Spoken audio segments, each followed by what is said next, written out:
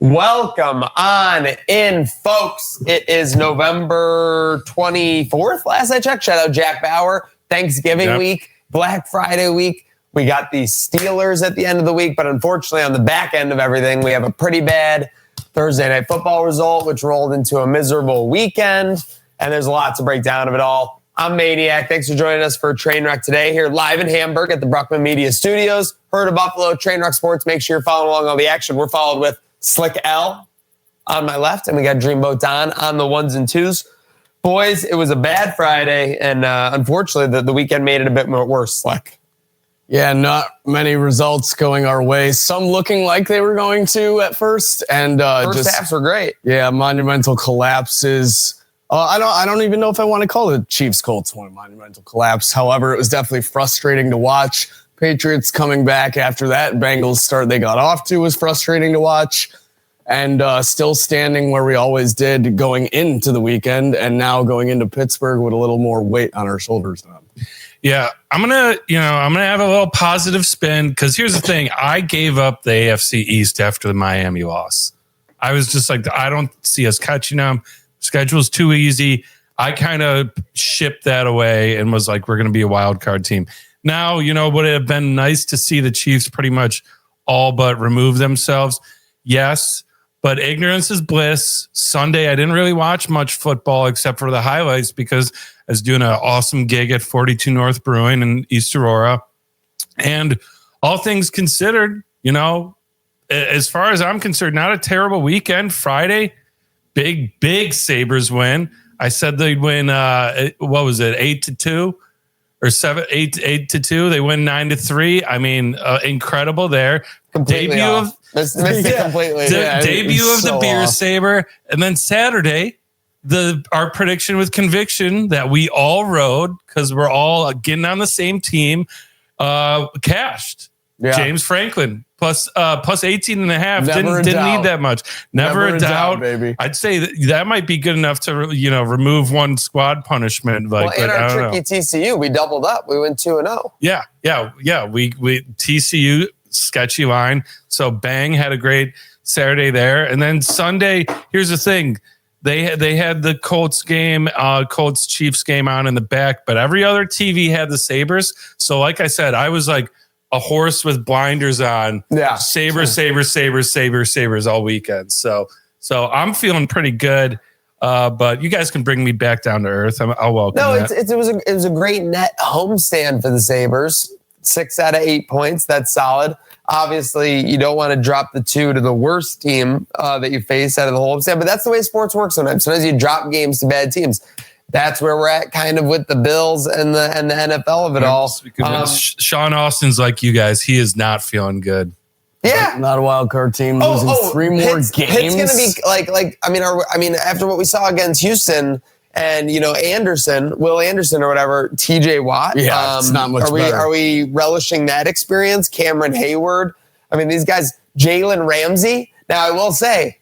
That's Josh Allen's whipping boy. Yeah. That's the other thing. So maybe he kind of owns him. So. Kind of does own him.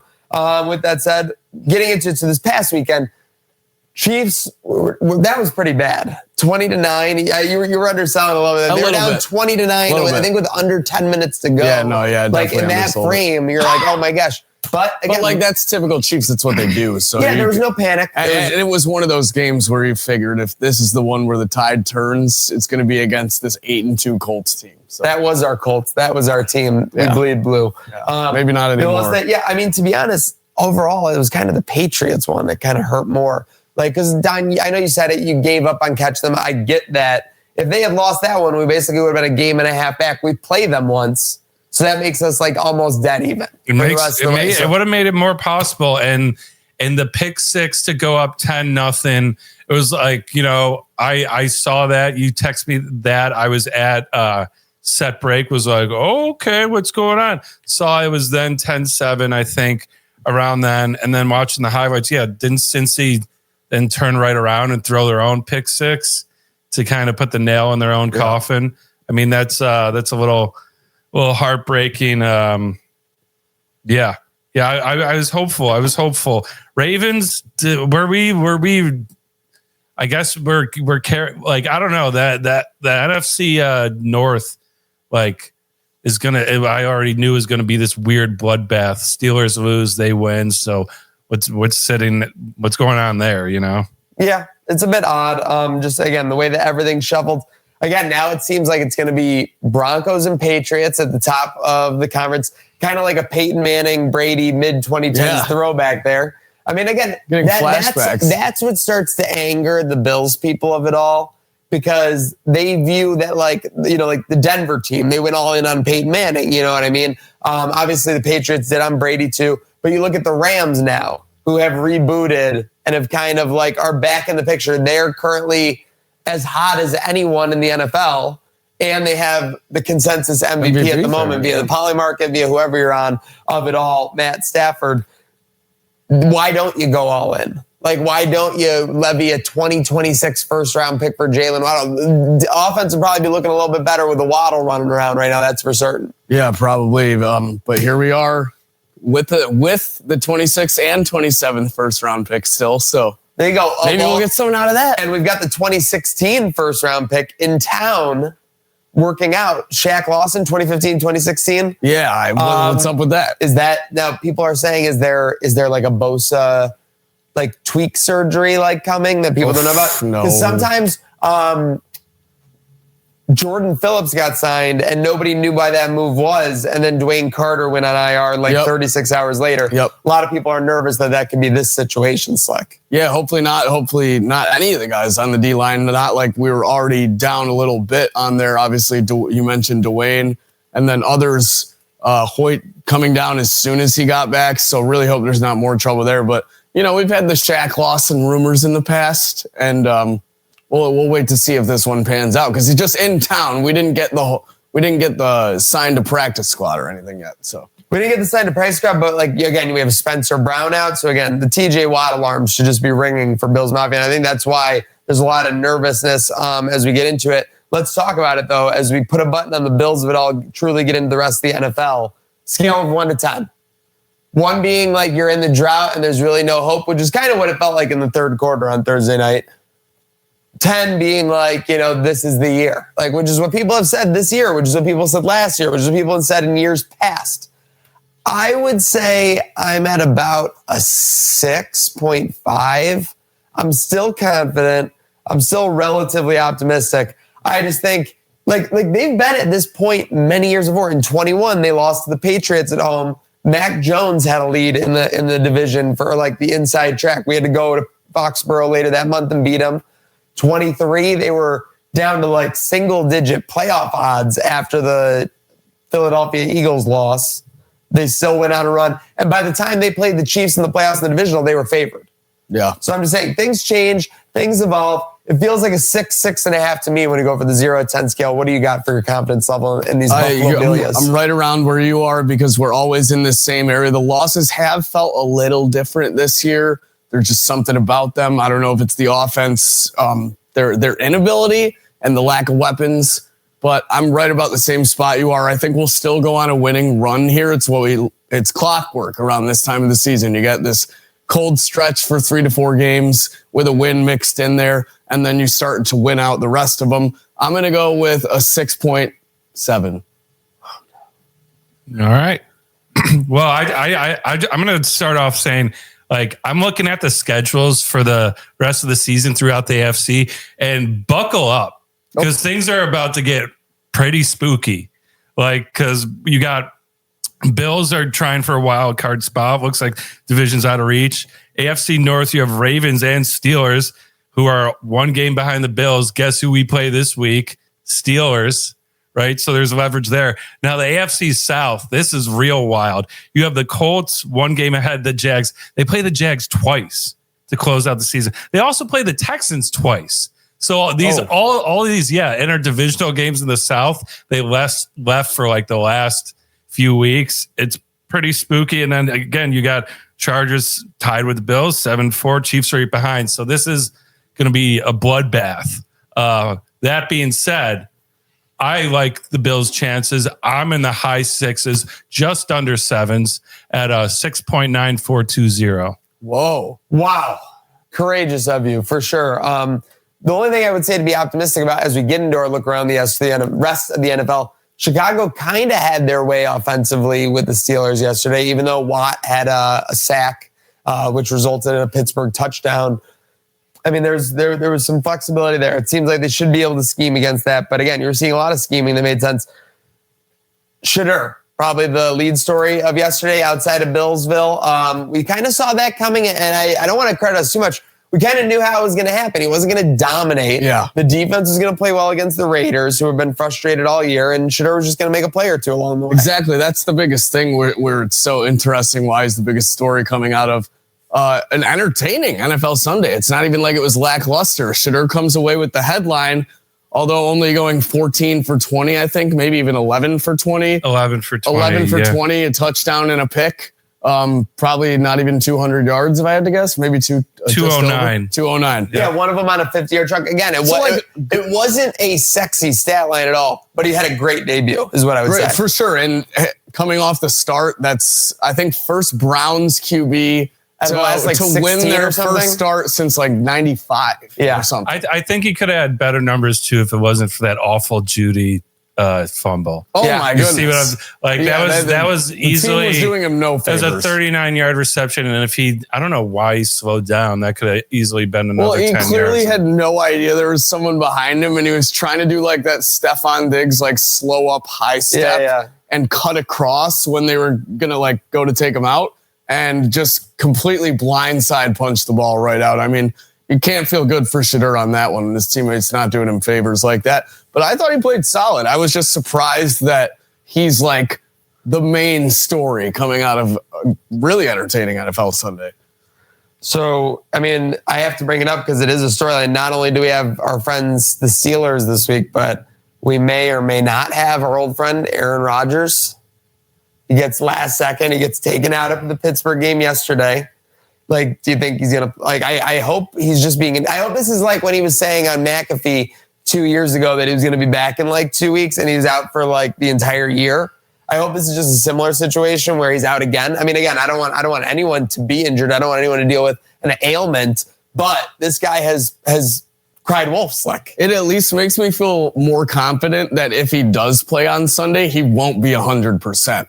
And we know what our D-line has been able to get to him and do in the past. Don't mean to bring up any PTSD for some Jets fans. Yeah, sorry, Rob. But yeah, I'm not necessarily worried if it's like a smoke and mirrors type thing. Bring it on, because I don't think you're fooling anyone. Even if he's coming back Sunday, he's still a little hurt. The fact that they weren't confident enough to play him against that Bears team, I don't know. I'm pretty confident going into Sunday. It feels like one of those bounce back games. Jalen Ramsey on the defensive side. We know Josh Allen torches him. And then old man Rodgers. I'm not really worried about him. Never have been as long as he left Green Bay. So bring it on, Pittsburgh. Yeah, I just think this is like people think Steelers and they think of all the teams of the past and the Tomlin type team. Let's get one thing straight. They have TJ Watt, but this defense stinks. Like they've allowed 32 from the Jets. They've allowed 21 from the Vikings, 33 from the Bengals, 35 from the Packers, who have not had a great offense this year, and 31 from the Bears yesterday. So that's what I'm saying. This is not the same defense, and I think the Bills match up well. Agreed. This is not a defense like the Texans were facing. So yeah, you can point to TJ Watt all you want. I see Josh Allen torching this defense on Sunday. Again, it's just, can we get unleashed? Like against the Bucs, it was off to the races. Like he had the two-handed chest pass and he put up 44 the rest of the game. You know what I mean? Can you guys imagine if Keon Coleman goes on to Heinz Field Sunday and makes Jalen Ramsey his that would be Bill's Twitter will go bonkers. That would definitely cause some seismic activity on the interwebs. As we go to the rest of the NFL, we got Meow Mix Monday Night Football tonight. I mean, this has been, talk about a team that's dominated our narrative for the last 6 weeks. I feel like I'm about done with the Meow Mix of it all, honestly. I was about done until Don just reminded us that we're bad people for forgetting to tail the 1 week. I didn't say you're. And now every time I hear Meow Mix, it just leaves a bad taste in my mouth. I kind of want the Niners to just put them 6 feet under tonight, so I never have to hear about them again. Hey, they're in the chasing for a wild card spot themselves right now. So, and actually they're tied with the division lead with the Bucks, both sitting at 6-5. They win this game, they're in the driver's seat of the division. There's so many crazy things that if they win tonight, The NFC South stinks though too. We can say that. If that the division Panthers stinks. win tonight, that means that if the Bills had lost to them, the Panthers would have a better record than the Bills. And it also, if the Chiefs had beaten the Bills, they'd be tied right now. They'd be the same record. It's just crazy the way we've all gotten there. It's tough. I mean, the Bills had a great start. They've stumbled. That's exactly what they've done in the past in the McDermott era. Can they sweep and get right at the right time, which is what they've done historically in the McDermott era? Yeah, I just before we move on from the NFL too, we kind of glossed over this earlier. Weeks ago, we said Rams are back. This team looks good. This team looks scary. Like I don't think I'm at the point where I'm about to even though I know they're probably the Super Bowl favorite, unleash some units on it because I don't know if an AFC team is beating this team right now. It's a good hedge too, because I mean, the worst case you're going to get is Rams Bills, where odds are, unless you hit the right unitage, you're probably fine taking the Bills anyway for the end net of it all. Yeah. Take Bills as an underdog, get some plus points, and then you're sitting pretty. Very much so. Yeah. They look great. Again, that just makes it the more frustrating that the Bills aren't going all in. But, again, every team's situation is different. Speaking of different, Josh Allen, retired jersey at Wyoming, kind of an interesting situation. Some critics were pointing out, he wasn't a world beater at Wyoming. It was more the glow up, the NFL MVP of it all. Clearly, Wyoming is sponsoring the Bills now. They're in the stadium. They had people at our last game. Yeah, there's a lot of crazy things like Wyoming County nearby right here, right? Yeah. And then you have Buffalo, Wyoming. Yeah. He was selected to the Mountain West All-Star Pro Bowl team, right? Though. Yes. Senior year. No, again, solid. But yeah, player. he wasn't Did he win a conference? No. Yeah. No. So it's definitely not a school statistic thing. Individual statistic at the school. It's not what you did for that school's program. Yeah, it's one of those things like an honorary degree, And I will say this, although he didn't maybe elevate the winning yet at the program of Wyoming, he's put them on the map. Absolutely put them on the map. Brought a lot in terms of resources and money for that school and football organization. Yeah, not hating. Just point it out. That's what the haters were pointing out. Of course. So and you're always going to get them to say that. Any Josh Allen discussion, there will be haters. Yes. That's what we're open to it. Very interesting to see. But here, also, it's worth the beer snake, pretty great. The beer snake, awesome. Love Phenomenal. To see it. Awesome to see them retiring his number and him getting the fans party. And Josh Allen brings a party. We know that about him. Anytime we've seen him at a Sabres game or at Micah Hyde softball event. Dude brings the party, so it's great to see. And that is one of the most epic beer snakes ever. Did you have the link for that? Can we pull that up? Let me see. If you go to the Bills video of it, it's right in the replies. Okay. So the Buffalo Bills posted the video. Josh Allen runs over, points a kid out of the stadium. This kid had to be shitting himself. I gotta say, though, is this section aisle notorious for where the beer snake happens in Laramie, Wyoming? Because Josh seemed like he knew where he was going. I'm not saying he knew the kid he was picking out, but yeah, that kid definitely had some nerves running through his veins when the crowd waved him over urgently. You could tell, listen, I'm not saying I'd be any other way. If I was getting these orders, I'd be shaking in my fucking boots. You could tell though for the first 3 to 5 seconds, he wasn't really listening to what Josh was saying. It was the moment. It was the moment. Yeah. Starstruck. Yeah. Here we go. I love how this is impressive. This is crazy. Look at the girth and look at the length. That's basically from field up to 200. That's a beauty. Yeah. I haven't even seen that at a test cricket match, and those go on 5 days. Shout out the chat. Shout out everybody on Facebook, YouTube, Twitter, Twitch, chiming in as we roll along on Trainwreck Today. Speaking of beer getting it done, Don. Yep. It's feeling pretty good in the gut right now for those Sabres. Guts. How about that Sabres fan who downed nine beer Sabres on Friday? 9 beer Sabres. We're going to have to need an official, I don't know, Guinness comes in for world records and has someone officiate that. Don't know the validity on it. Let me see. Want to know how much that costs. As a season ticket holder, I will say you get a nice little discount scanner where you get, depending on the item, something like 20-30% off. Not for the Beer Saber. Also, right before the show, devastating news. Oh, no. Oh, yes, I heard this. Because, Beer Saber, we said it saved the season. Friday night vibes were super high. We're 2-0. Sunday, we got the Butter Dish 2 with the Saber. And I just heard no Saber on weekday games.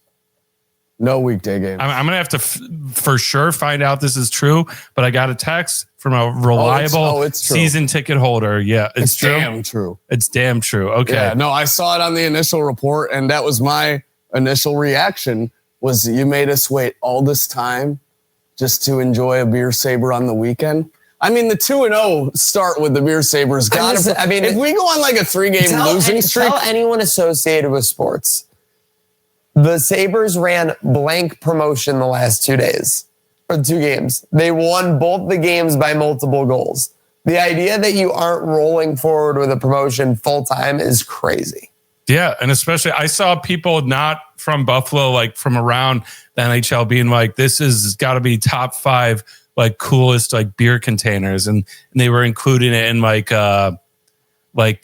some baseball one. I'm forgetting, but there was like a collection of the coolest beer containers to drink out of, themed containers, and it feels good. It does feel like, the whatever is going on in that office, they nailed it. They nailed it. They got something right. You can see the sword can stand up on its own too. Oh, so yeah, can it really? Yeah, you can stand it up on the table if you're not at your seat. You got the salute going at the end of the game. DraftKings retweeting Crossing Swords. By the way, shout out Crossing Swords also being on Colorado Avalanche's radar. What the hell is that? They throw us shade only for us to turn around. We thought we were a top 10 Sabres podcast. I didn't see any other Sabres podcasts in there. So I guess as far as a little thing called the NHL is concerned, we're number 1. At least in Colorado.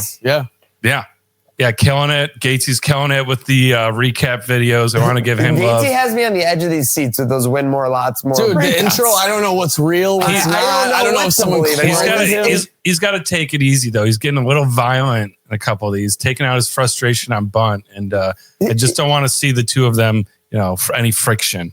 I agree. You'd hate to see, like there's AI slop and then there's gate size slop. Yeah. And that's what he's working with. Yeah. He's punching bunt out of the screen.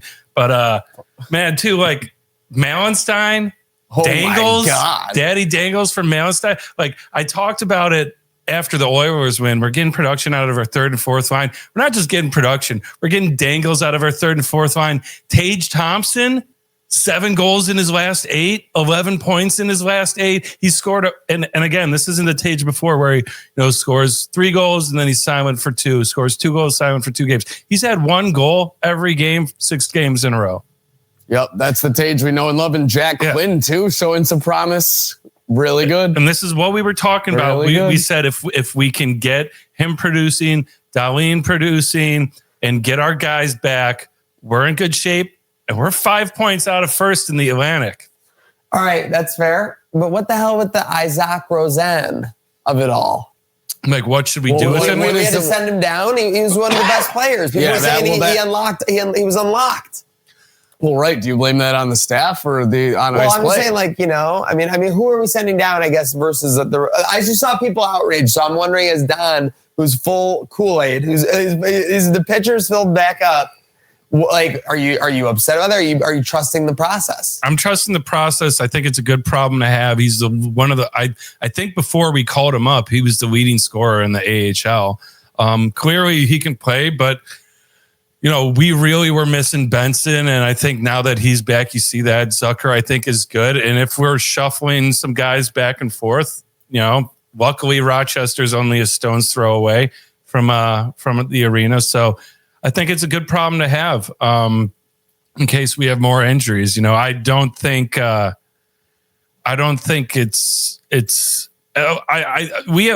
like I said, good problem to have. We have strong enough 3rd and 4th lines that I really think you could interchange him And Malenstein's just looked better. He's been playing more physical. Malenstein's physical presence is you're not better. going to send the roof now for Malenstein after this past week. You're not going to send Ostlund down either. I mean, he had that huge hit in front of the net too. Huge hit. Yes, he's the physical play is what we need. Rosen's great. He's not as much of a physical guy as you want maybe on your third or fourth line. So I like it. I like it. We'll see. The fact that was on Aho too was outstanding. Yeah. Shoulder to the center of the chest, textbook. Like just a clean hit. The goal. It was crazy too. How about that goal interference though? I mean, listen, he didn't even touch him. Nobody argues on behalf of Upi as much as I do. And what did I say? Nothing. Yeah. Because nothing need be said. Yeah. Like there's some cases where it's so obvious. Some cases like in a world where if you accidentally breathe on their shoulder, it's like waved off immediately. You got multiple players ramming into him, basically on his body. He clearly can't get back in the goal. And they fired an empty net. It was a joke. Well, yeah, and that was right after they called ours off. The other one. Yeah, that's what I was really referring to. Wendy challenges, and he doesn't even touch him. The goalie is in the net, easily able to make a save. It just gets sniped. The only thing on that review was that we had a foot in the crease, but that was well before the puck even got there, and it gets out in time. And then, as you said, it gets out. Shot comes. That was a clean screen and didn't even touch tender. So I don't know what's going on with that one. Yeah, I just want some consistency. So when they call it on Yuppie, I'm not even gonna say anything like you. Agreed. So, again, when we're arguing whether you can trust UPL, who had a 52-game stretch rate, a .915 save percentage, and a 2.11 goals against average, yes, you can trust him. What we need to do is pace these guys down. We got to keep Lyon fresh. We got to keep Colton fresh. We got to keep Upi fresh. We got decent goaltenders. So it's 4 rolling 3 then? I'm absolutely, listen, I see that the rhetoric of trade one of these guys. Why? We have not had good goaltending in forever. Until someone is Hasek out there, we should absolutely roll the 3. Trade Levi? No, I'm not a trade Levi guy. I just feel like you got to, you're so far in with the gamble now. It's you'll never get back what you could have got anyway. And if he goes to another team and is a stud, you'll never forgive yourself. For sure. Yeah. I like you got the solid 3, and I just like that, it happened the one game where 2 went in early. I think it was Lyon got yanked. And you have other goalies you can rely on where you can make a move like that to fire a team up. If, they're just having a bad game, or if even the team isn't playing well in front of them. So these are good problems to have. I would rather have the complaint forever is we don't have one star player. I would rather have a lot of hardworking guys that are good enough and can compete and play for each other than, have to rely on one superstar. That was that 90-90. You have your Barneses, you have your Pekkas or whatever, just like you have your Juries, you have your Briers. Yeah. But I'm saying it's the team. You need to be winning the third and fourth line. You want to know who if you want to be successful. You want to know who the leading point scorer was in that playoffs up until the Stanley Cup? Which round? Which year? No, in 99. But my God, I couldn't even tell you. Up until the Holzinger? Václav Varada. Right? Yeah. When would you think of him as a goal scorer, point scorer? Yeah.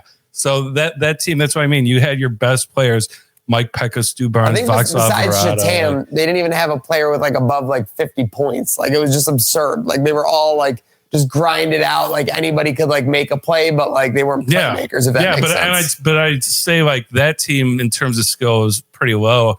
We were very physical, defensive. I think this team has a lot of equal skill. When you see them move the puck around, like they do on that Tage goal, that's what we're playing exciting hockey, and that's all you can ask for as a fan. You see the arena packed on a Sunday, like that, it's it amazing. is all you can ask for as a fan until that was awesome. Until January, February, then it starts to get a little more fun. And what I'll say is that and I think it was Bulldog on WGR made this point. I mean, there's just been so many weekends ruined by Sabres games. Yes. These past 5 to 10 years. To where you almost don't want to go, right? If they win, great, and it's part of your weekend. But to go and get down to the arena and have them lose 4-2 or like go into the third trailing 3-0, like just demoralizing. So to have a great 9-3 win, to have a great 4-1 win and like show that, it's like a great vibe at the arena, which isn't always guaranteed in sports. Nothing's guaranteed in sports, but it reminds you of why that arena was filled for all that time to begin with. Sabres no longer in last in the East or in the Eastern Conference. So make some noise that currently in last place in the Eastern Conference, the Toronto Maple Leafs. Bang. There we go. Love to see it. And I like the games we got coming up this week. We're on the road. Pittsburgh, just like the Bills on Wednesday. Penguins are nothing special about them. And we're playing the Devils on Friday. So yeah, I like those two games. I think we should go 2-0 then, and then we're on the road in Minnesota. That's going to be a little tough because we're going from Buffalo to Minnesota without a daybreak. Weird. We got a 4 p.m. Friday game. Yeah, Black Friday. Black Friday. Yeah, that's trying to catch everyone before the shot. I don't know if I have the tickets for that one. I'm gonna have to talk to my buddy John, my season ticket mate. But if not, I might go ahead and buy some and get boots on ground regardless. As long as they promise to have the beer saver. I mean, available. if they don't have the beer saver on Black Friday, I don't know what the hell they're doing. Godspeed if you don't have the beer saber on Black Friday. Can you get the 20 to 30% at least on Black Friday for the beer saber? Like, come on. Season ticket holder over here. Exactly. Right. Speaking of strapping in, we had a great meat raffle on Saturday. That we did. To benefit Croom Photos. A lot of great money raised. Shout out to everybody who came out to the VFW. South Buffalo, also Dwayne Carter, Javon Solomon, Dorian Williams. Big winners, Slick, at the meat raffle. Big winners. Dorian Williams going home, not needing to buy a turkey for his Thanksgiving dinner. Outstanding. Winning one at the meat raffle. Also, bag of chicken tenders, some hot dogs as well. Dwayne bringing home the bacon, some pork. So much meat was won. So much meat was raffled off. And a lot of fun was had, and a lot of meat chants were screamed throughout the Knights of Columbus out there in South Buffalo. How about my 164, 165 conundrum in the final round there? Sketchy. And then we also had a 32-33 situation. Yeah. Or maybe it was 31-32. The wheels spinning. Some people were up in flames. There was some controversy there. But then you get the Canadian spins going to the back, and everyone seems to forget real quick. Canadian spin gets everybody on the right page. Right page for AEW Full Gear. We caught the end of the show. Great ending. Looked like pretty cinematic. Pretty cinematic. You know, our whole group chat has their conundrums with 13 belt Ultimo Monet. Ultimo, when Ultimo needs to lose, she goes down like a champ. I don't want to hear it from them ever again. She's so selfish, going to every promotion. She's had 2 shots to put belts. over 2 stars, and she's 2 for 2. Yeah, 2 for 2. And I don't know what more needs to be said. This her first shot at the AEW Women's World Championship as well. So. Yeah, like again, she puts the storyline. I don't care what anyone says. The belts, they want them on her, put them on her. She's a star. Why not? But when she needs to lose, she loses. And she does so with the best of them. And they act like she selfishly wants these other promotions' belts. These other promotions are dying to have her hold one of their belts on national television. That doesn't do bad for that promotion. It only takes it. I know Tony gets 12 belts on TV and he's the bad guy. Oh my God, terrible. So Crazy. Selfish. Bad for the business for sure. But yeah, looking forward to seeing the progression from that. Should be very interesting. And then main event, obviously we had that steel cage match. Samoa Joe, Hangman Page. You and I kind of got swerved in a way by the winner. We did. Only for an actual swerve. Well, there was a moment where we realized Samoa Joe was bleeding so bad. Like literally gashed right down the center. We're like, this dude has to win because he's like so bloody already, like 5 minutes in the match. Ultimately, it was a muscle buster after something. He hit him something on the top rope. I forget that sequence before. Muscle buster and new for AEW champion. 2-time, which is rare. Yeah. Not a lot of one of few. Like what? Moxley, Omega. Omega was just the one time. Omega's one time. Hangman. Moxley, Hangman, Swerve, Joe. I think, right? Moxley, Swerve is a 2-time. I think it's a 1-time. I believe he's 2-time. Okay, we'll see. I could be wrong, but that's a great crew to be in for sure. Yeah, absolutely. Great foundation Great of business company. that they're forming. Great event, Full Gear. So we'll see how that went. Circling back to college football because it's on the rundown. I checked the live odds on Notre Dame Syracuse after 3 minutes. I think it was like 37.5, like pregame or something. Yeah. I checked 3 minutes in, it's minus 59.5. How's that even possible? They scored 3 times before they even got an offensive possession. Yeah. Well, would have been a good Pick bet, 6. right? Punt return.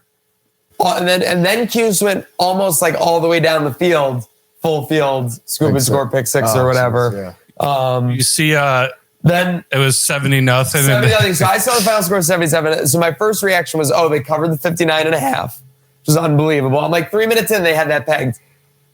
When I saw this touchdown to make it 77, I've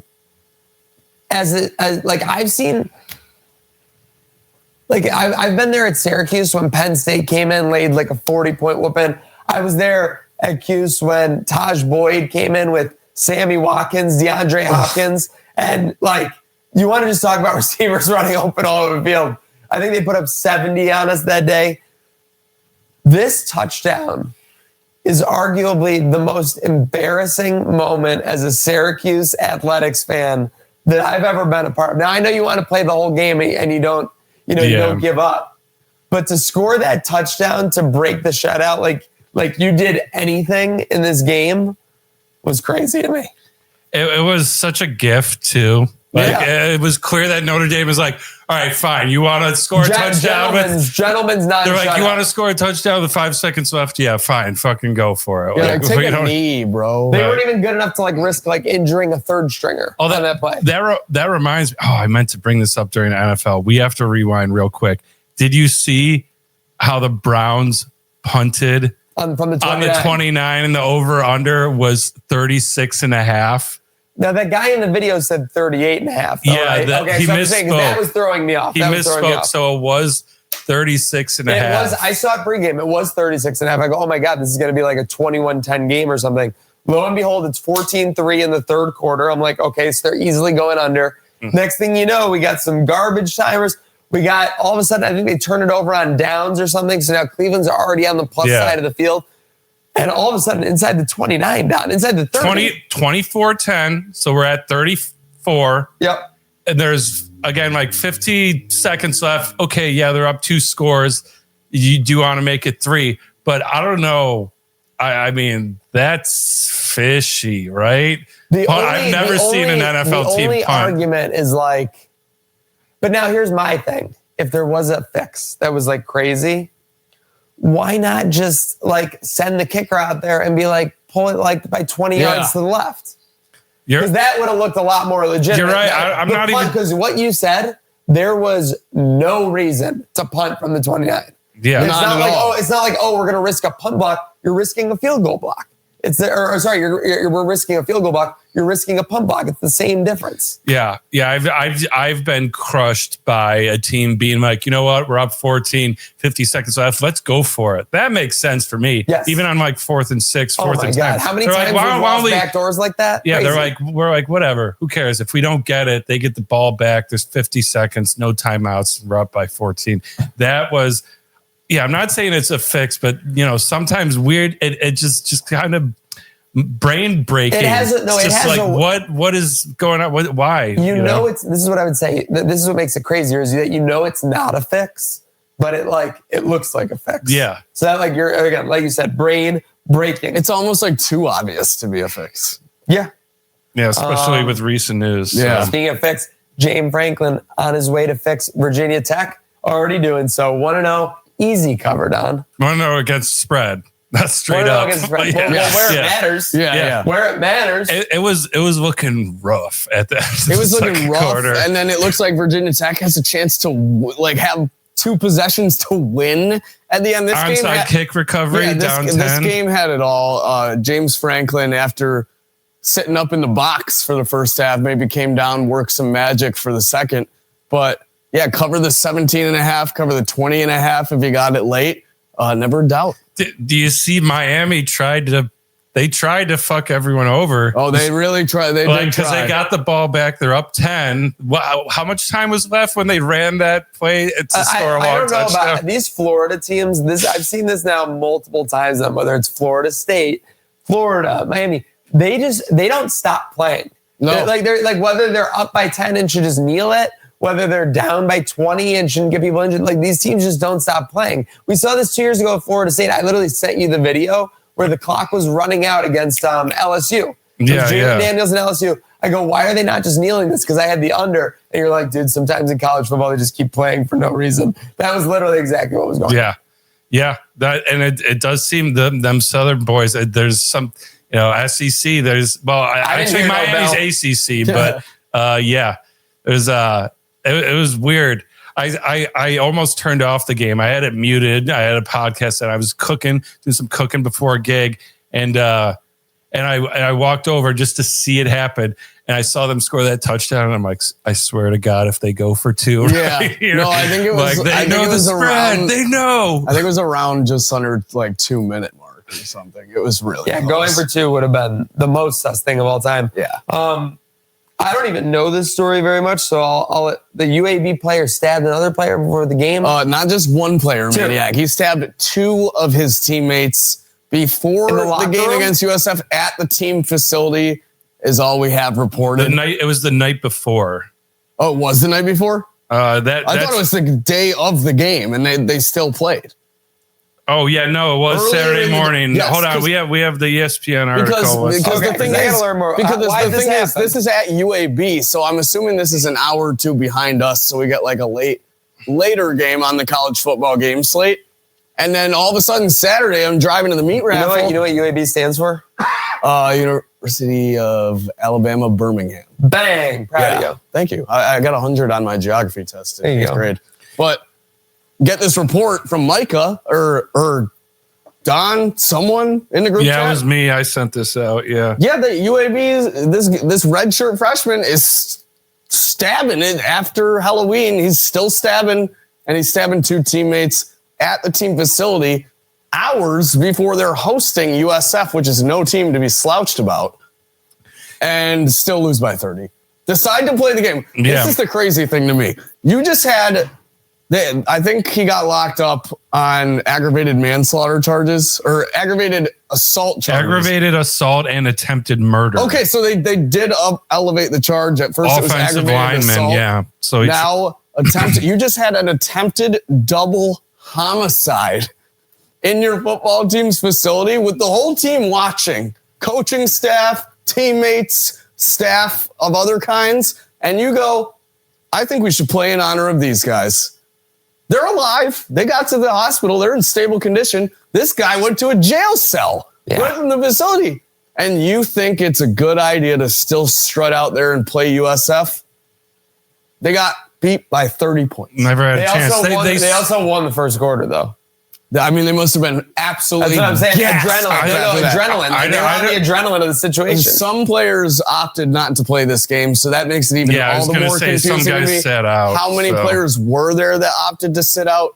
And at what point do you say we all need to sit out if a bunch of guys are traumatized that they almost saw 2 teammates die at the hand of another one prior to playing what was a ranked college football team earlier in the season? Yeah, so that happened, and then also I don't know if you saw the OHL finally gave their penalty to the guy that tried to decapitate an opposing player with the hockey stick. He's banned for the rest of the season. No surprise.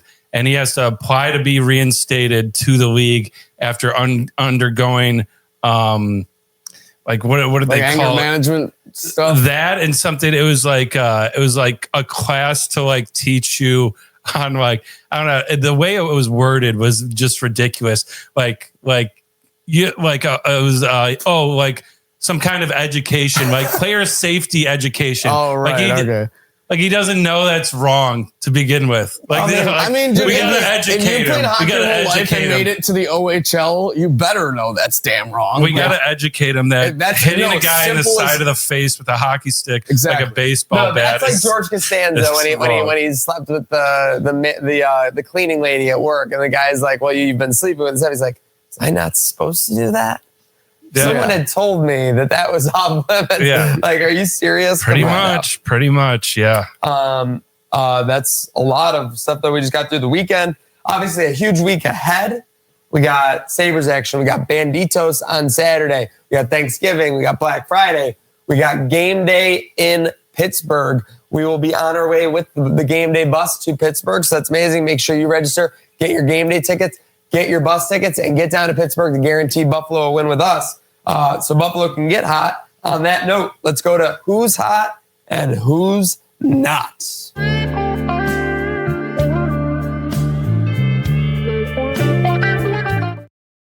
There we go. Now we're feeling good. All right, so I'm going to follow up on those vibes.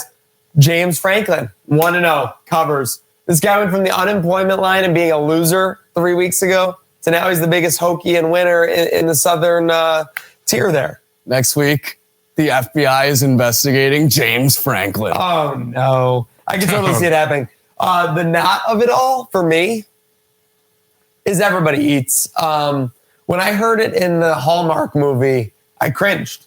Yeah. I actually cringed. And it's not because I think it's bad. It's a great philosophy that we're going to spread the offense around. Just nobody's eating right now. Dalton Kincaid is off. You know, James Cook's had a great year. Allen's had great moments, but nobody's eating right now on a full-time basis, and we got to fix that. They're starving, as a matter of fact. Everybody's relatively hungry, Slick. Yeah, for sure. Something that isn't hungry, it's been in quite the populace of numbers this past weekend. Football overtimes. College football, you had one on Saturday, 3 across the NFL yesterday. Big NFL Quarter of the games yesterday went into overtime. Some really good games. That's why I was all the more surprised that the headline out of Sunday was Shadur. But I digress. What's not hot? Controversial one, folks. Christmas music. I know it's Thanksgiving week. We're all gearing up to feast with our families on Thursday, but you can save the All I Want for Christmas till after Thanksgiving dinner. These folks brought up a good point prior to the show. What about when you're putting up the tree? Is that allowed prior to Thanksgiving? Can you play music then? I want to say yes, but cut it off when the tree's up. After the ornaments are on the tree, turn it off. Don't bring it on again until after Thanksgiving. Don? All right. Well, for my who's hot, let me just get a little intro right here.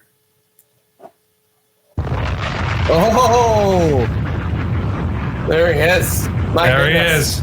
He's flying. He's flying. He's through the sky.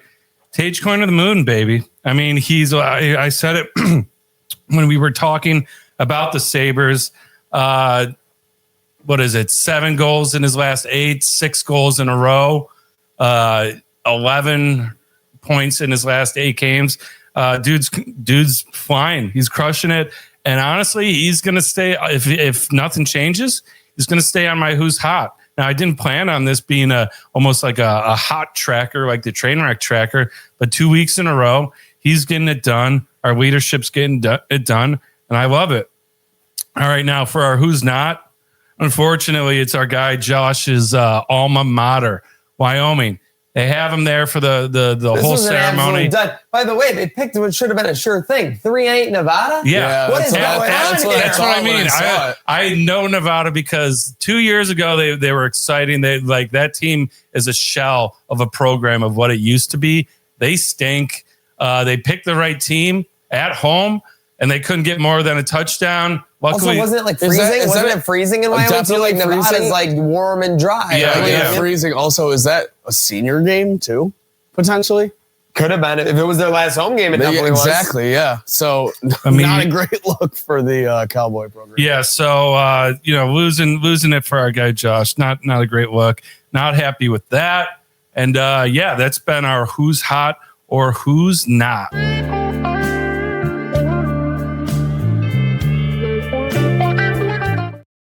So as we get ready for the week ahead, which is a lot, we've got Wednesday night, the turkey eve of it all. If you're in your 20-somethings like, Slickaroonie, it's a great night for sure.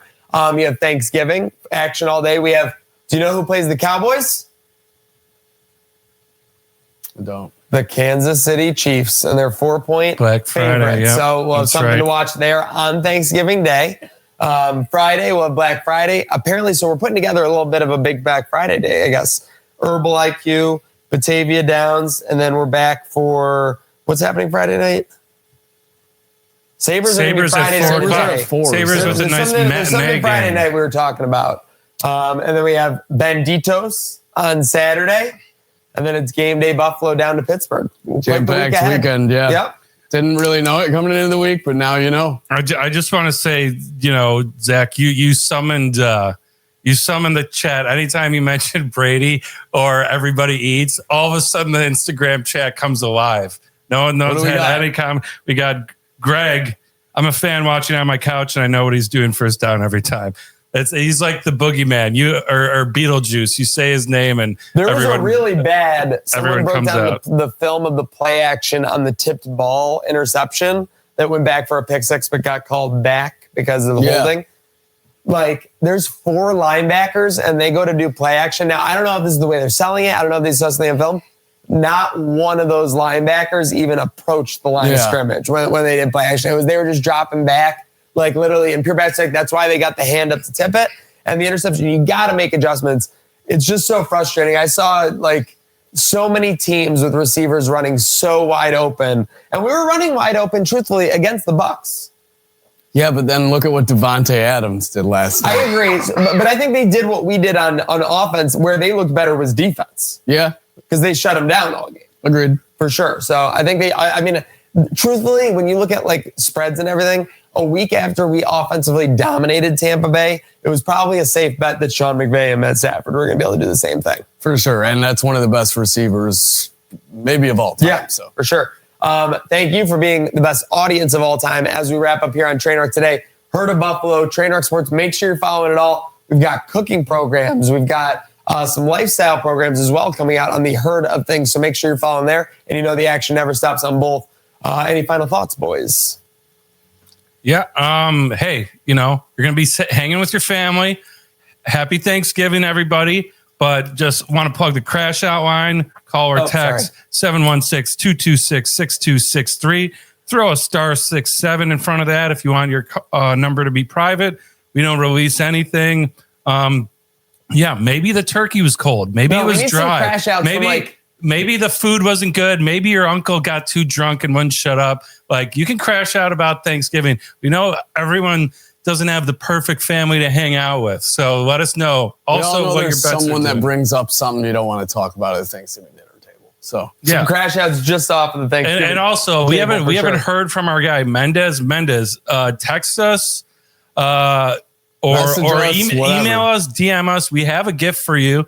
That wasn't like a weird threat that we were going to send you something. We have a really cool gift for you that if the Bills get business done, we might debut on the show. But we have a great gift for you. And for, that's what happens. You call the Crash Out line, you become a regular guy. You never know. When you might get a gift from us. Yeah. I also want to say turkey's overrated. Ooh, gonna have to get into this Wednesday. Well, ham sucks. Drag him in the comments. All right, folks. Let's strap in for some turkey takes. Strap in for hopefully a great week ahead, a bad weekend behind us, and let's most certainly have a good day now.